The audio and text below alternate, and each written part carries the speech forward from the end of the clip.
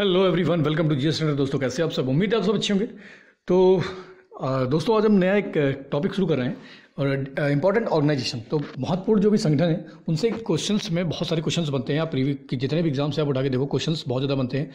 और पढ़ाई इस तरीके से करनी है ना कि जो मेन चीज़ें हैं वो पढ़ना, आपको ज्ञाता नहीं बनना है बिल्कुल भी, क्योंकि एग्जाम क्रैक करना बहुत ज़रूरी है। जैसे मैंने बहुत सारे एग्जाम क्रैक किए हैं, तो उसी तरीके से मैं अपनी स्ट्रेटजी के तहत मैं बता रहा हूँ कि आपको ऑर्गेनाइजेशन तो हमेशा पढ़ के जाना ही जाना है। तो ऑर्गेनाइजेशन की हम सीरीज शुरू करेंगे और जितने भी महत्वपूर्ण ऑर्गेनाइजेशन है दुनिया भर के, भारत के ही नहीं दुनिया भर के जितने भी महत्वपूर्ण ऑर्गेनाइजेशन है उन सबके बारे में हम पढ़ेंगे। और जो की पॉइंट है, केवल की पॉइंट जानेंगे कि इनका काम क्या है, कब स्थापना हुई, कौन कौन से देश सम्मिलित है इसमें और क्यों है ये, तो और क्या इनका इंपॉर्टेंट रोल है विश्व में। तो बस थोड़े से की पॉइंट पढ़ेंगे, जल्दी से इसको खत्म कर देंगे। मेन टॉपिक है, क्योंकि आप इसको एक दो बार देख लोगे ना तो कभी भी उस टॉपिक से एग्जाम में हटके क्वेश्चन बन ही नहीं सकता है और आप छोड़ के नहीं आओगे बिल्कुल। तो देखते हैं जल्दी से। आज हम बिम्स्टेक के बारे में पढ़ने वाले हैं। भारत के लिए बहुत ज़्यादा महत्वपूर्ण संगठन है और आसियान प्लस भारत के लिए बहुत ज़्यादा महत्वपूर्ण संगठन हो जाता है बिम्स्टेक। तो इसके बारे में आज हम पूरी जानकारी लेंगे। तो बहुत ही महत्वपूर्ण पॉइंट है, तो इसको देखेंगे। चलिए शुरू करते हैं। आज हम पढ़ने वाले हैं किसके बारे में? बिम्स्टेक के बारे में। ठीक है, तो सबसे पहले हम ले लेते हैं पेन। ठीक है, शुरू करते हैं। जब बिम्स्टेक के बारे में पढ़ेंगे और तो सबसे पहले देखते हैं हम इसकी स्थापना के बारे में। तो इसकी स्थापना कब हुई थी? स्थापना एग्जाम में बहुत पूछते हैं कि 6 जून 1997 को थाईलैंड के बैंकॉक में। तो बैंकॉक में इसकी स्थापना हुई थी। थाईलैंड में कब हुई थी? 6 जून 1997 को, 1997 को हुई थी बैंकॉक में। और इसलिए इसको बैंकॉक डिक्लेरेशन के नाम से भी जानते हैं। किस नाम से? बैंकॉक डिक्लेरेशन के नाम से भी जानते हैं। इसलिए बहुत ज़्यादा महत्वपूर्ण हो जाता है, एग्जाम में आ जाता है कि इनमें से कौन सा संगठन बैंकॉक डिक्लेरेशन के नाम से जाना जाता है। तो ये जाना जाता है आपका बिम्स्टेक। अब शुरुआत करते हैं कि पहले इसका नाम क्या था। तो इसका नाम पहले BIST-EC इकोनॉमिक कॉपरेशन था। तो BIST में 4 ही देश थे यहाँ पर। बांग्लादेश था आपका, इंडिया था, श्रीलंका और आपका थाईलैंड और म्यांमार, मतलब म्यांमार। ठीक है, तो शुरुआत में क्या होता है कि जब इसकी स्थापना हुई थी तो 5 देश के स्थापना में सम्मिलित थे। जैसे कब हुई थी? 22 दिसंबर 1997 को। ठीक है, 22 दिसंबर 1997 को डिक्लेरेशन यहाँ पे साइन हुआ था, लेकिन बाद में जो बनाया गया संगठन वो बनाया गया था 22 दिसंबर 1997 को। ध्यान रखना कि 5 देश इसके बनाने में सम्मिलित थे। भारत था, बांग्लादेश था, श्रीलंका था, थाईलैंड था और म्यांमार का। ठीक है, इसको ध्यान रखेंगे। बाद में आगे कौन से देश जुड़े हैं तो बिम्स्टेक में, जब ये बिम्स्टेक पूरा बनाया तो फरवरी 2004 में ये बिम्स्टेक बन गया और इसमें नेपाल और आपका भूटान, नेपाल और भूटान इसमें जुड़ गया आके। ठीक है, ध्यान रखेंगे इसको, नेपाल और भूटान आके जुड़ गए तो इसको बिम्स्टेक कर दिया गया है। ठीक है, ध्यान रखेंगे। अब इसका फुल फॉर्म बहुत ज़्यादा इंपॉर्टेंट हो जाता है कि इसका फुल फॉर्म क्या है। तो इसका फुल फॉर्म पूछा जाता है कि Bay of Bengal Initiative for Multi Sectoral Technical and Economic Cooperation. तो बे ऑफ बंगाल इनिशिएटिव मतलब भारत ने पूरा फोकस किया है बे ऑफ बंगाल के क्षेत्र में टेक्निकल और इकोनॉमिक कॉपरेशन करने का अपने पड़ोसियों के, क्योंकि आप पड़ोसियों के साथ सही से नहीं रहेंगे, क्योंकि वैसे भी हमारे बगल में 2 पड़ोसी हैं, उन्होंने दिमाग खराब कर रखा है भारत का। तो क्या करते हैं, वो डेवलप नहीं करने देते। अगर आपका पड़ोसी अगर सरदर्द है तो आप कभी डेवलप नहीं कर सकते, क्योंकि आपका दिमाग वहीं लगा रहेगा। वही हालत भारत की। तो भारत जैसे सार्क में सारे थे, तो भारत ने सोचा क्यों ना अपना एक अलग से संगठन बनाया जाए और इनको वहाँ से निकाला जाए। क्योंकि अगर आप लीडर बनना चाहते हैं ना तो आपको सॉफ्ट पावर दिखानी पड़ेगी। सॉफ्ट पावर के लिए आपको अपने पड़ोसियों से संबंध अच्छे रखने पड़ेंगे। खैर हमारे सारे पड़ोसियों से संबंध अच्छे हैं, मात्र दो को छोड़ के। ठीक है, तो आगे हम देखते हैं इसके बारे में कि इसका मुख्यालय कहाँ पर है। इसका मुख्यालय आपका बांग्लादेश ढाका में, ध्यान रखेंगे। और इस मुख्यालय का गठन कब हुआ था? 2014 में। तो इस मुख्यालय गठन कब किया गया था? 2014 में। तो काफी महत्वपूर्ण हो जाता है, तो इसको भी ध्यान रखेंगे। ठीक है, अब आगे बढ़ते हैं, हम इसके बारे में देखते हैं। इंपॉर्टेंट पॉइंट क्या है कि ऑब्जेक्टिव्स। अब इसके ऑब्जेक्टिव पूछे जाते हैं कि इसका ऑब्जेक्टिव क्या है, क्यों इसका गठन किया गया, क्या जरूरत थी इसे गठन करने के लिए, और भी सारे संगठन पड़े हुए थे, क्या जरूरी है कि नया संगठन फॉर्म कर दो। तो भारत चाहता था कि उसके जो क्षेत्र हैं, भारत जो चाहता था, देखिए मैप वाइज अगर हम देखते हैं तो चलिए मैप वाइज देखते हैं। हमारा प्यारा भारत ये रहा। कहाँ है भाई भारत? तो चलते हैं। ठीक है, ये तो साउथ अमेरिका है।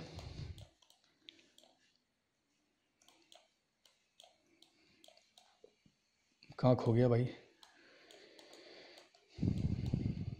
तो ये रहा हमारा प्यारा भारत। ठीक है, तो अब यहाँ पर अगर भारत की ज्योग्राफिकल कंडीशंस के हिसाब से देखा जाए, भारत के अगर हम ज्योग्राफिकल कंडीशंस देखेंगे यहाँ पर, तो देखो दो पड़ोसी देश हैं, दो ये पड़ोसी देश हो रखे हैं जिन्होंने हमारा जीना आराम कर रखा है। एक तो ये चाइना रहा और दूसरा रहा पाकिस्तान। तो इनका क्या है कि इनको संभालने के लिए क्या है कि भारत ने इसका गठन किया कि जितने भी आसियान कंट्रीज हैं, बे ऑफ बंगाल को मेन क्षेत्र बनाया कि इस क्षेत्र में हमें अपने आप को मजबूत होना है। तो इसलिए क्योंकि यहाँ से इनके साथ तो कोई संबंध रखना नहीं है, तो जितने भी पड़ोसी हैं उनको इस इनिशिएटिव के तहत लाओ और उनके साथ अच्छे से व्यापार करो। तो इससे क्या होगा कि भारत की सॉफ्ट पावर काफ़ी मजबूत होती है। तो इसको भी ध्यान रखेंगे। ठीक है, इसको भी हम देखते चलेंगे।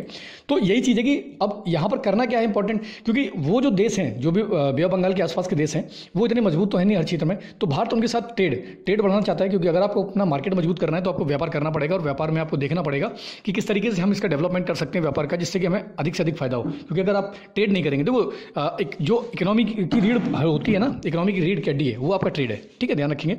तो ये हो गया ट्रेड करना, तो आपसी देशों के साथ ट्रेड करना। दूसरा है इन्वेस्टमेंट। अब इन्वेस्टमेंट करना करना भारत का मेन मोटिव है कि इन्वेस्टमेंट प्रमोट करना भारत में और दूसरे देशों में जाकर अपनी कंपनियों को प्रमोट करना, कि जिससे कि क्या है कि बड़ी से बड़ी मात्रा में जो देश हैं वो इन्वेस्ट करें हमारी कंपनियों में और हमारी कंपनियों को टेंडर मिल सके। जब हमारी कंपनियों को टेंडर मिलेगा तो मेक इन इंडिया के तहत बनाएंगी, जिस सरकार ने इनिशिएटिव शुरू किया मेक इन इंडिया, तो उसके तहत जब वो बनाएंगी तो इससे क्या होगा कि कहीं ना कहीं हमारी ही इकोनॉमी को बहुत ज़्यादा फायदा मिलने वाला है और हमारी कंपनियों को बूस्ट मिलेगा। अगला है ट्रांसपोर्टेशन, कि अगर भारत को मजबूत बनना है तो आपको ट्रांसपोर्टेशन के क्षेत्र में भी आगे बढ़ना पड़ेगा, कि जैसे भारत ने अभी हाल में भारत से नेपाल कॉरिडोर बना रखा है, भारत से बांग्लादेश बना रखा है, ठीक है, भारत से बांग्लादेश 3 ट्रेनें जाती हैं हमारी, भारत से भूटान कनेक्टिविटी कंप्लीट करना है, भारत से नेपाल हमारा हुआ है, भारत से म्यांमार। एक हम कलादान मल्टी मॉडल प्रोजेक्ट के तहत क्या कर रहे हैं कि कलादान मल्टी मॉडल प्रोजेक्ट के तहत हम क्या कर रहे हैं कि इसको कनेक्ट कर रहे हैं। अब किसको कनेक्ट कर रहे हैं हम कनेक्ट कर रहे हैं कि भारत को अपने नॉर्थ ईस्ट रीजन को, भारत से आप जाएंगे म्यांमार और म्यांमार से अगर आप जाएंगे नॉर्थ ईस्ट में, तो ये कलादान मल्टी मॉडल प्रोजेक्ट भी चल रहा है। बाकी आप भारत, म्यांमार और आपका थाईलैंड, ठीक है, इंडिया, म्यांमार और थाईलैंड, इसका भी एक सरकार ने योजना चला रखी है कि हम रोड की कनेक्टिविटी आपकी थाईलैंड तक बढ़ा देंगे। तो ये काफ़ी इंपॉर्टेंट हो जाता है ऐसी चीज़ों के लिए कि आपको अपने पड़ोसियों के साथ संबंध अच्छे रखने पड़ेंगे। तो ट्रांसपोर्टेशन के मामले में, बाकी कम्युनिकेशन के लिए कि कम्युनिकेशन काफ़ी अच्छा हो सके, इसके लिए काम करेंगे। एनर्जी के क्षेत्र में काम करेंगे, क्योंकि सस्टेन एनर्जी की तरफ पूरी दुनिया बढ़ रही है, तो एनर्जी के क्षेत्र में भी काम करने की बात चल रही है कि सोलर एनर्जी को प्रमोट करना है। अपने जो भी पड़ोसी देश हैं उनको ज़्यादा से ज़्यादा क्या करना है, उनको प्रमोट करना है और सोलर एनर्जी क्रिएट करना है। बाकी हाइड्रो प्रोजेक्ट लगाना, जैसे अरुण पावर प्रोजेक्ट हो गया, वो हमने नेपाल में लगा रखा है, और बाकी भूटान में भी हम प्रोजेक्ट पर काम कर रहे हैं और बांग्लादेश में भी काम कर रहे हैं। तो इसलिए एनर्जी को प्रमोट करना है। बाकी टूरिज्म के क्षेत्र में अगर आप कल्चरल क्षेत्र में बहुत ज़्यादा बढ़ावा देंगे, उसको प्रमोट करेंगे, तो कहीं ना कहीं टूरिज्म देखने आएंगे, क्योंकि भारत विविधताओं का देश है, भारत विविधताओं से भरा पड़ा है। अगर देखने के लिए आप देखो, भारत के लोग जाते हैं लंदन, कलकत्ता जा रहे हैं, वो लंदन जा रहे हैं, अमेरिका जा रहे हैं, लेकिन अगर आपको सच में कुछ देखना है तो आप भारत में ठहरिए। आप ईस्ट में जाइए तो आपको एक अलग संस्कृति मिलेगी, वेस्ट में अलग मिलेगी, नॉर्थ में अलग मिलेगी और साउथ में अलग मिलेगी। आप अगर स्विट्जरलैंड जाना चाहते हैं तो आप कश्मीर जाके देखें, ठीक है। आपको थोड़ा गर्म रीजन में जाना है तो आप साउथ में जाके देखें। तो हर जगह क्या है ना कि हर जगह आपको भारत में ही पूरी तरीके से विविधताएं मिल जाएंगी, कहीं जाने की जरूरत नहीं है। तो इसलिए सरकार का पूरा मोटिव होगी हम क्या करें, टूरिज्म को प्रमोट करें। जब आप टूरिज्म को प्रमोट करेंगे तो आसियान कंट्री भी हमारे यहाँ आना शुरू करेंगे, क्योंकि अगर आप कुछ प्रमोशन नहीं करें, देखो जो दिखता है वही बिकता है। अगर आप प्रमोशन नहीं करेंगे किसी चीज़ का कि हमारे यहाँ इतना बढ़िया आर्किटेक्चर है, तो वो लोग नहीं आएंगे। अगला पॉइंट क्या है कि गरीबी खत्म करना। अब गरीबी कहाँ खत्म करना, जितने भी देश हैं गरीबी को लेकर प्लान बनाना, किस तरीके से हम जो सस्टेनेबल डेवलपमेंट गोल 17 है उसके तहत जो पॉवर्टी दिया गया है उसको खत्म करने का क्या लक्ष्य रखना चाहिए, कैसी रूपरेखा तैयार करनी चाहिए और किस तरीके से हम लोगों को रोजगार देकर लोगों की जो जीवन प्रत्याशा है उसमें सुधार कर सकते हैं। बाकी अगला पॉइंट आपका काउंटर टेररिज्म के क्षेत्र में, काउंटर टेररिज्म जो जितना भी आतंकवाद है उसको पूरी तरीके से उसका विरोध करना। कोई अच्छा बुरा आतंकवाद नहीं होता, जस्ट लाइक अमेरिका। तो अमेरिका बोलता था कि 9/11 से पहले कि गुड टेररिज्म बैड टेररिज्म होता है, लेकिन जब उनके खुद के ट्विन टावर पर जब हमला हुआ तो उनको पता चला कि terrorism not good not bad, ठीक है, टेररिज्म केवल टेररिज्म होता है। तो उसके बाद उन्होंने इराक को, सद्दाम हुसैन को, सबको एकदम से पूरे तरीके से टांग दिया। तो उनका टेररिज्म है, हमारे यहाँ आतंकी हमला होता है। अभी हाल में जवान शहीद हो गए हैं, तो उसके लिए कोई नहीं है, उसके लिए कोई नहीं देख रहा है। तो सरकार को भी थोड़ा ठोस कदम उठाने की जरूरत है कि किस समय के लिए हम मिसाइलें बंदूक रखे रहेंगे। मेरा तो मानना है कि एक बार इनको अच्छे से इजराइल की तरीके से अगर आप काउंटर करते हैं तो कहीं ना कहीं इनको थोड़ा सा सबक मिलेगा, तो ये करना छोड़ देंगे, ठीक है। तो काउंटर टेररिज्म के क्षेत्र में काम करना। दूसरा है इन्वायरमेंट को लेकर चलना, मतलब इन्वायरमेंट के क्षेत्र में हम किस तरीके से पर्यावरण जो है ना उसको धारणी अवधारणा के तहत, धारणी विकास के तहत उसको प्रमोट कर सकते हैं। पर्यावरण को हम किस तरीके से बचा सकते हैं, कम से कम प्रदूषण फैला सकते हैं, और जो नेट कार्बन जीरो एमिशन का जो हमारा लक्ष्य है उसको कैसे प्राप्त कर सकते हैं, और अपने पड़ोसियों को हम किस तरीके से टेक्नोलॉजी दे सकते हैं, किस तरीके से उनको सहयोग कर सकते हैं, ये भी इस क्षेत्र में भारत काम कर रहा है लगातार, ठीक है। तो एनवायरमेंट के क्षेत्र में। बाकी टेक्नोलॉजी के क्षेत्र में भारत टेक्नोलॉजी में काफ़ी आगे है। भारत ने चंद्रयान को चंद्रमा पर पहुंचा दिया बहुत ही कम रुपए में, मंगलयान को मंगल पर पहुंचा दिया बहुत ही कम दाम में, जितने में एक हॉलीवुड की मूवी बन जाती है उतने में, उससे ज़्यादा की बनती है। खैर, तो टेक्नोलॉजी के क्षेत्र में हम बहुत ज़्यादा काम कर रहे हैं। तो इसके लिए क्या कर रहे हैं कि हम अपने पड़ोसी देशों के साथ क्या कर रहे हैं, सहयोग बढ़ा रहे हैं। तो सहयोग बढ़ा रहे हैं जिससे क्या होगा कि वो सस्ते में और अफोर्डेबल उनको टेक्नोलॉजी जब मिलेगी और भरोसेमंद एक पार्टनर जब मिलेगा तो वो कहीं ना कहीं इन्वेस्ट करना चाहेंगे भारत में। तो इसलिए भारत अपने टेक्नोलॉजी के क्षेत्र में जो प्रमोशन है उसके लिए काम कर रहा है इसमें। बाकी फिशरीज के क्षेत्र में कि दुनिया का जो आहार है ना, अधिकतर सी फूड है। दुनिया के अधिकतर देश जो ना सी फूड को खाते ही हैं, क्योंकि इतनी ज़्यादा हरियाली तो है नहीं, इतना ज़्यादा वेजिटेबल्स वगैरह तो है नहीं जिससे पूरी दुनिया खा सके। तो इसलिए फिशरीज पर बहुत सारे देश डिपेंड है। आप नदर रीजन में जाएंगे, वहाँ पर ठंडा प्रदेश है, टुंड्रा प्रदेश वगैरह है, तो वहाँ पर आप केवल फिशरीज खाएंगे। मतलब फिशरीज का मतलब है कि आप मछली पालन बहुत ज़्यादा प्रमोट करना उस चीज़ को, क्योंकि इसका बहुत बड़ा बाजार है, ठीक है। बाकी रहा आपका अगला पॉइंट है कि एग्रीकल्चर के क्षेत्र में। तो एग्रीकल्चर के क्षेत्र में किस तरीके से हम सस्टेन एग्रीकल्चर को कर सकते हैं, किस तरीके से जो जीएम फसलें हैं, जीएम जेनेटिक मॉडिफाइड जो बीज हैं उसको बना सकते हैं, जिससे कि पैदावार ज़्यादा हो और वो हानिकारक कम हो। क्योंकि आज के समय में क्या है कि हम बहुत बड़ी मात्रा में रसायन का यूज़ करते हैं, जिससे कि वो हमारी हेल्थ पर ही इनडायरेक्ट इफेक्ट डालता है। तो इसलिए एग्रीकल्चर के क्षेत्र में बहुत ज़्यादा प्रमोट करना, जीएम फसलों को प्रमोट करना, ठीक है, सरकार के द्वारा किसानों को लाभ पहुंचाना, सब्सिडी देना उनको, और किस तरीके से इन सबको जो किसान है उसको ज़्यादा से ज़्यादा लाभ पहुंचाने के लिए जो हमारे देश हैं, बिम्स्टेक कंट्री हैं, उनको प्रमोट करना कि आप आइए हमारे यहाँ खरीदिए। तो भारत इस क्षेत्र में भी काम कर रहा है कि इस तरीके से एग्रीकल्चर में सहयोग बनाकर चलें देश। बाकी एक बात करते हैं पब्लिक हेल्थ के बारे में कि लोगों का स्वास्थ्य जनजीवन कैसा हो, इसके क्षेत्र में काम करते हैं। और सिक्योरिटी बहुत बड़ा पर्पज़ है कि भारत जो है ना, भारत मेन पड़ जाता है। भारत, आप बे ऑफ बंगाल का रीजन देखेंगे तो भारत यहाँ पर हिंद महासागर का राजा कह सकते हैं। तो हिंद महासागर में सिक्योरिटी बहुत बड़ा इश्यू है, तो उस इश्यू को देखने के लिए भारत अपने पड़ोसियों के साथ मिलकर इस क्षेत्र में पूरी तरीके से काम करता है। तो जैसे आप देख सकते हैं यहाँ पर पूरा का पूरा जो क्षेत्र है बे ऑफ बंगाल का, ये रहा बे ऑफ बंगाल वगैरह, ठीक है।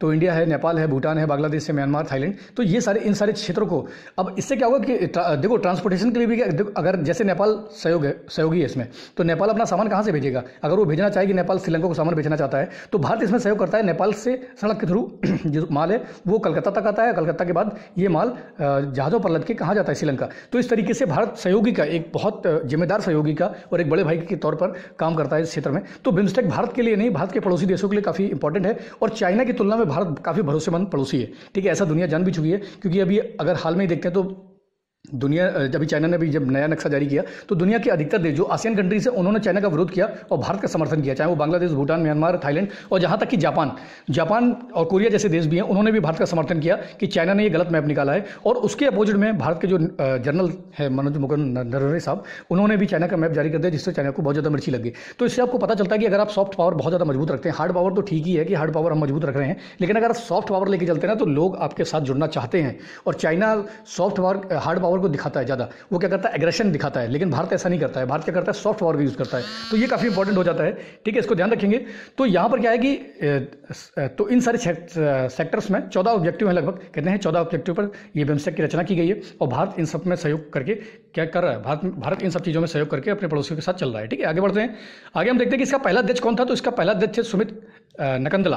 तो जो सुमित नकंदला थे ये श्रीलंका के थे, तो इसको ध्यान रखेंगे। पहले अध्यक्ष, वर्तमान अध्यक्ष की बात करते हैं तो वर्तमान अध्यक्ष हैं आपके तेंजिंग लेकफिल। तो तेंजिंग लेकफिल जो इसके वर्तमान अध्यक्ष हैं, और एक किस देश से आते हैं? तो ये भूटान से आते हैं, ठीक है। ध्यान रखेंगे इसको, वर्तमान अध्यक्ष और पहला अध्यक्ष, इससे ज़्यादा कुछ याद नहीं करना है। बाकी अगर हम बैठकों की बात कर लें, 1997 से इसका गठन हुआ था। पहली बैठक इसकी कब हुई थी? 2014 में। तो 2014 में पहली बैठक थाईलैंड में हुई थी, इसको ध्यान रखेंगे। उसके बाद 2008 में इसकी दूसरी बैठक होती है, 4 में था शायद, ये 14 में पहली बैठक 4 में थी, ठीक है।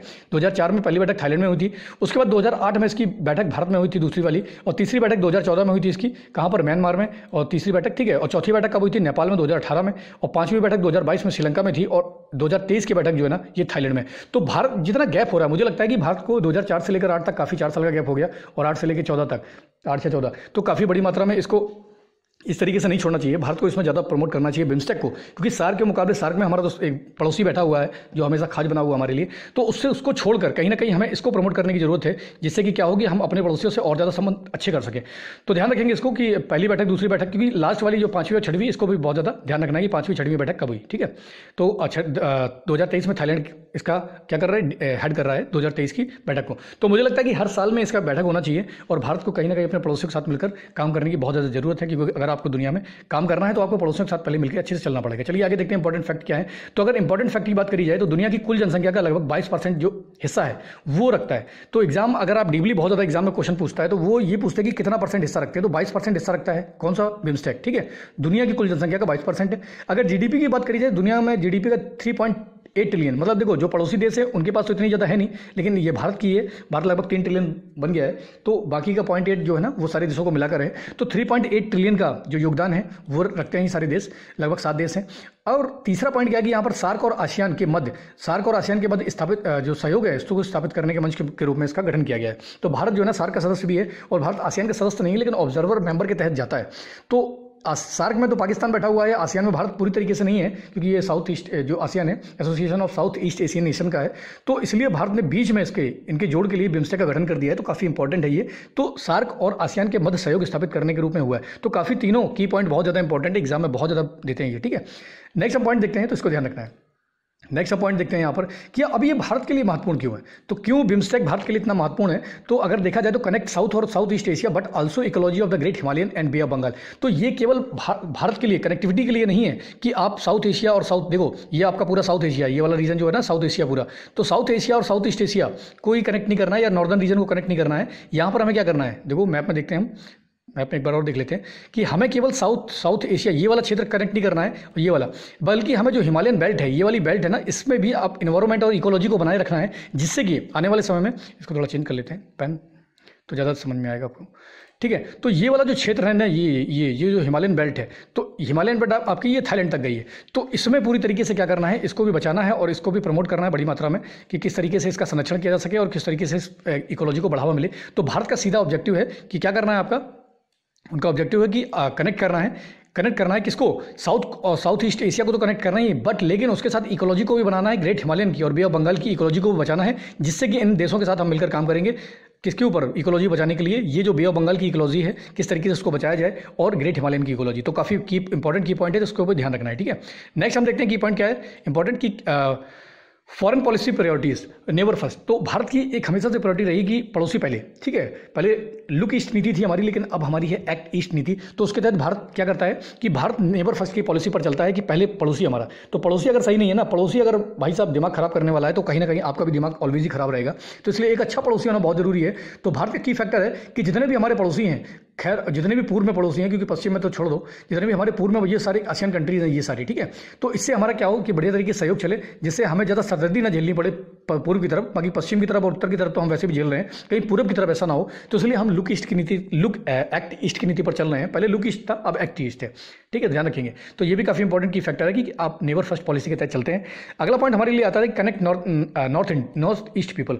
तो देखो, नॉर्थ ईस्ट पॉपुलेशन को कनेक्ट करना, जैसे मैंने बोला कि कलादान मल्टी मॉडल प्रोजेक्ट, तो भारत ने क्या किया है कि कलादान मल्टी मॉडल प्रोजेक्ट जो है ना ये आपका ये यहाँ से, तो बांग्लादेश से यहाँ से चलेगा और बांग्लादेश से चलकर म्यांमार के सिटवे पोर्ट तक जाएगा ये कलादान मल्टी मॉडल प्रोजेक्ट, यहाँ से यहाँ। और इसके तहत कलादान नदी के में होते हुए जहाजों के थ्रू फिर ये रोड के रास्ते आपके मिजोरम को जोड़ेगा। तो कहीं ना कहीं जो ये भारत के क्षेत्र हैं, त्रिपुरा है, मिजोरम है, मणिपुर है, नागालैंड है, तो ये जो क्षेत्र है ना, जो कहीं ना कहीं चिकन नेक बोला जाता है, चाइना बोलता है इसको चिकन नेक, कि इसको काट दो और भारत पूरा अलग हो जाएगा। तो इसको बचाने के लिए, मतलब इसको और ज़्यादा इसके विकल्प तैयार करने के लिए भारत ने इस प्रोजेक्ट को शुरू किया है, किसके तहत, म्यांमार के साथ। ठीक है, तो ध्यान रखेंगे ये भी है कि आपको क्या करना है कि नॉर्थ ईस्ट की पॉपुलेशन को भी देखना है। तो इससे क्या होगा कि वहाँ पर बहुत जल्दी सुविधाएं पहुँच जाएंगी और बहुत आसानी से हर चीज़ को पहुंचा सकते हैं। बाकी इस रास्ते से दुर्गम है, क्या काफ़ी पहाड़ियाँ हैं, बहुत टाइम लग जाता है यहाँ से पहुंचने में, लेकिन यहाँ से बड़ा आराम से यहाँ तक पहुंचा सकते हैं। दूसरा, भारत एक काम और कर रहा है कि हम बांग्लादेश और बंगाल और म्यांमार और बांग्लादेश के बीच से भी एक सड़क का निर्माण कर रहे हैं, जिससे कि हम सीधे बंगाल से त्रिपुरा पर जा सकें और त्रिपुरा से